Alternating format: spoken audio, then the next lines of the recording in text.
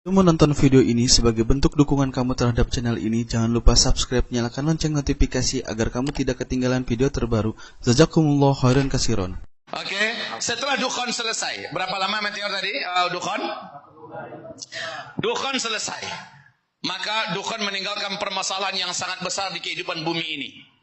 Teknologi tidak ada, perubahan iklim yang semakin drastis mengerikan. Tahun yang lalu saja kita merasakan kemarau ekstrim di seluruh Indonesia, seluruh dunia. Betul tidak? Bagaimana nasib Kalimantan waktu kemarau tahun yang lalu? Hah? Panas yang luar biasa, lama hujan tak turun, air tak ada. Itu saja sudah berat. Sementara pasca dukhon, orang-orang akan mengalami kelaparan hampir merata di seluruh dunia. Ya Allah ya Rabb, ini dukhon sangat mengerikan.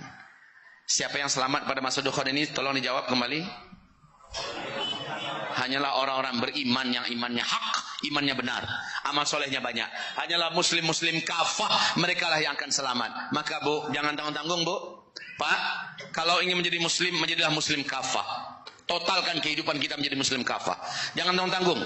Bila ingin menjadi mukmin haqqan, jangan mukmin yang abu-abu. Itu mukmin munafik. Mukmin ahli syubhat. Menjadi mukmin haqqan lah. Hanya mereka lah yang dijaga oleh Allah Subhanahu wa taala di hari-hari huru hara berat di akhir zaman ini. Ibarat Allah yang kami muliakan.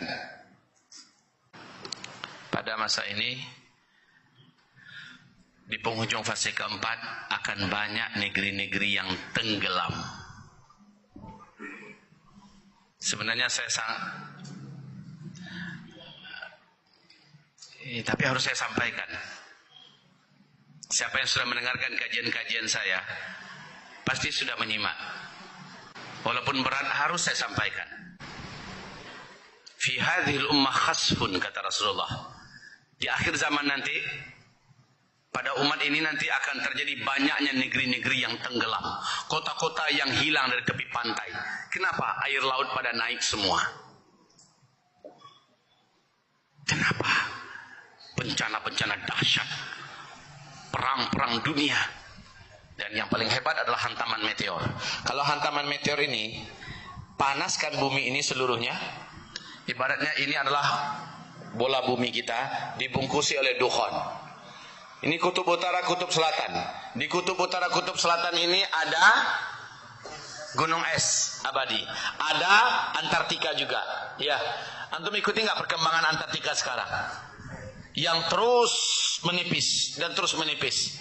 Gunung-gunung batu yang ada di kutub utara, kutub selatan, hari ini puncak gunungnya sudah mulai kelihatan. Ya, pembungkus salju abadinya sudah mulai cair. Bagaimana dengan terjadinya dukhon? Sementara dukhon nyampe nggak ke kutub utara, kutub selatan? Seluruh muka bumi diselimuti oleh dukhon ini. Maka dukhon itu hari pertamanya panas.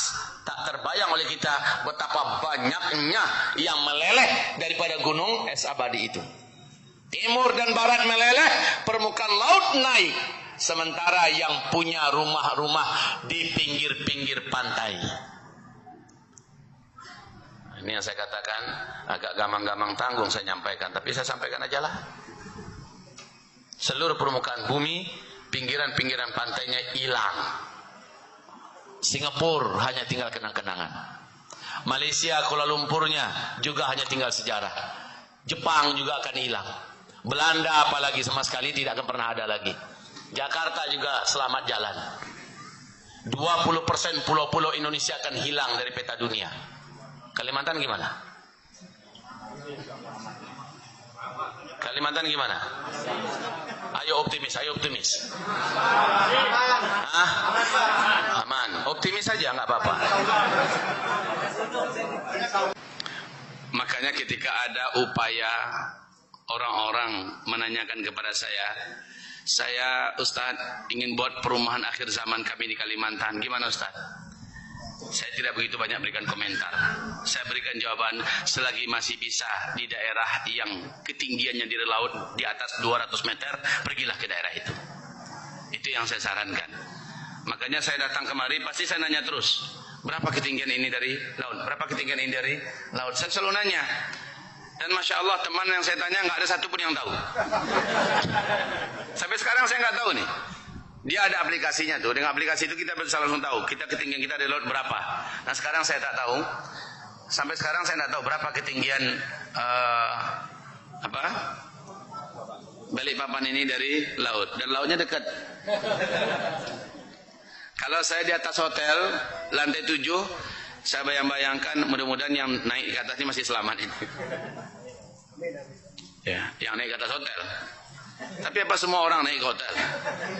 Dalam masa gelap dukhon 40 hari, air naik seluruhnya ke atas rumah, menutupi dan menenggelamkan semua. Kita mau kemana? Nggak mampu melihat apa-apa. Jarak 4 meter saja, senter dihidupkan senternya. Anggaplah senternya bisa aktif, hidup. Paling-paling hanya 1 jengkal jarak tembaknya cahaya senter itu. Kenapa? Saking tebalnya partikel-partikel debu yang ada di permukaan udara kita. Dan disitulah nafas akan menjadi sangat susah sekali. Ya Allah, sekali lagi, hanya orang beriman yang punya banyak amal soleh yang diberi oleh Allah keistimewaan pada masa itu, kata Rasulullah. Orang beriman yang taat, yang bertakwa, mereka hanya seperti terserang flu dan demam saja. Sementara orang Islam ahli dosa, orang Islam minim amal soleh, orang Islam fasik, apalagi orang Islam munafik, mereka seperti orang kafir tersiksanya. Dari lubang hidung mereka mengeluarkan asap. Karena yang diisap asap, yang keluar juga asap. Sekarang orang udah mulai melakukan itu. Diisap, keluar asap. Ilustrasi ringan saja, orang yang merokok, yang diisap asap, yang keluar apa? Nggak mungkin diisap asap lalu keluar bening. Maka dukhon nanti seluruh orang kafir, orang munafik, orang musyrik, orang fasik akan menghisap dukhon. Yang keluar juga adalah mula-mula saya bingung mikirkan. Dari mulutnya keluar asap, kata Rasulullah. Dari lubang hidungnya keluar asap. Dan yang ada tambahan lagi dari hadis Rasulullah juga, dari lubang duburnya mengeluarkan asap. Dari lubang dubur. Tapi betapa penuhnya ruang dadanya, perutnya, lambungnya, seluruhnya dengan asap. Kentut pun berasap. Di waktu dukhon itu. Setelah dukhon, baru semua teknologi sudah tidak ada. Kita lapar. Coba pergi ke ATM, ATM udah nggak berfungsi. Pergi ke bank tutup semuanya. Ayo, saran saya pada Bapak Ibu dari sekarang, wahai saudaraku yang saya cintai, kalau punya sedikit tabungan, berapapun tabungan itu, karena Nabi menjamin nanti pada masa itu kalian semua akan kembali kepada emas. Sekarang saja geliat dunia sudah mulai akan meninggalkan uang kertas. Mereka sudah mulai mengajak untuk kembali kepada uang sebenarnya, yaitu emas, dinar, dirham. Sudah mulai ajakan-ajakan kuat dari berbagai negara untuk kembali kepada dinar. Karena seluruh mata uang dunia terancam sekarang ini. Baik yuannya, USA-nya, USD-nya, ataupun euronya dan sebagainya, terancam sekarang seluruh mata-mata uang yang ada. Saudara-saudaraku, saat itu kita punya tabungan. Bu, kalau ada duit sedikit tabungan ibu, belilah emas. Ada berlebih sedikit dana kita, ya. Ada rezeki sedikit, belilah emas. 1 batang, 2 batang, silakan. Ya. Emas itu bisa terbeli. Ya, kecuali kalau saya katakan 1 kilo, 2 kilo baru mikir kita. Kalau sebatang itu kan bisa saja, sebatangnya paling-paling hanya 5 gram, 10 gram. Itu kan masih dalam jangkauan kita kan. Oke. Selesai dukhon, apa yang terjadi? Teknologi sudah tidak ada. Bumi ini mengalami tega membunuh tetangga demi mendapatkan sepotong roti dari tangan tetangga. Di saat itulah saya serukan kepada Bapak Ibu, wahai maskhun, wa maskhun.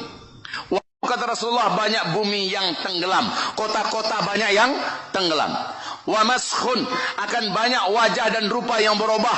Banyak orang sekarang ganti rupa. Dan juga hantaman dukhon akan menyebabkan orang-orang kafir menjadi berubah jelek. Kalau Bapak menonton film Lord of the Ring, itu adalah khayalan nyata. Khayalan nyata di balik hadis Nabi. Di akhir zaman orang kafir, orang fasik, orang munafik, orang mujrim akan jadi jelek semua. Kenapa bisa jelek? Gara-gara dukhon yang menyelimuti bumi. Meleleh daging mereka semua menjadi jelek. Berubah bentuknya. Lord of the Ring tahu? Pasukan yang semuanya jelek. Nah itulah Orc. Ya. Kalau Eropa jangan tanya lagi, di situ setan-setannya semua. Kalau India apalagi itu, penari-penari neraka semua di sana. Kita nggak sebut itu, tapi yang paling menjaga kehormatan dan paling kuat memegang simpul-simpul syariat Islam selama ini adalah Mekah, Madinah, Arab Saudi. Lihat Arab Saudi sekarang. Bagaimana menurut tuan-tuan yang mulia Arab Saudi sekarang? Tidak ada dunia yang tidak tahu Arab Saudi sejak 3 tahun yang lalu resmi menjadi negara liberal. Betul tidak? Resmi menjadi negara sekuler oleh Muhammad bin Salman. Ratusan bioskop dibuka dengan resmi standar internasional. Setiap acara apa saja pasti menggelar acara konser-konser musik yang menghadirkan penyanyi-penyanyi wanita setengah telanjang. Bahkan kemarin dari India didatangkan penyanyi-penyanyi India, penari-penari India yang kita tahu kualitas pakaian mereka seperti babi hutan. Kita lihat bagaimana sekarang ini hinanya kerajaan Arab Saudi dengan maksiat. Betul tidak? Idza zaharatil qainat, apabila penyanyi-penyanyi wanita sudah muncul, sudah didatangkan dari mana-mana. Arab Saudi melakukan itu sekarang. Wal mazif, apabila musik dan alat-alat musik sudah kamu sukai pada masa itu. Yang dimasukkan Nabi ini adalah penguasa Mekah dan Madinah. Bukan Indonesia ya, bukan Malaysia. Kalau ini udah lama, udah puluhan tahun kalau di Indonesia. Lah ini yang selama ini sangat menjunjung tinggi kehormatan Islam dan syariat Islam. Hari ini sudah jebol sejebol-jebolnya. Wal ma'azif, musik dan alat-alat musik di Mekah pun sudah dibuat. Nangis sopir taksi yang orang Arab asli, Pak. Apa kata sopir itu? Demi Allah, saya tak percaya dan saya tak terima dia itu Muslim. Tanah suci Nabi Muhammad dan tanah suci kita bersama dikotori oleh mereka dengan mengadakan konser musik najis, menghadirkan penyanyi yang setengah telanjang. Kata sopir itu nangis dia, Pak. Tak terima, saya diam saja. Ya, dia ngedumel. Ternyata banyak orang Arab itu sekarang, Pak, yang berani ngomong, mengkritik pemerintah, ditangkap masuk penjara. Apalagi ulama ceramah, Pak. Sedikit saja isi ceramah itu bertentangan dengan kebijakan pemerintah. Nggak usah nunggu turun dulu dari khutbah. Sambil sedang khutbah itu, Pak, datang polisi langsung cekek ya, kayak maling, perampok ya, lalu diseret keluar di depan jamaah. Dan ini nggak ada malunya lagi menangkapin para ulama di sana sekarang.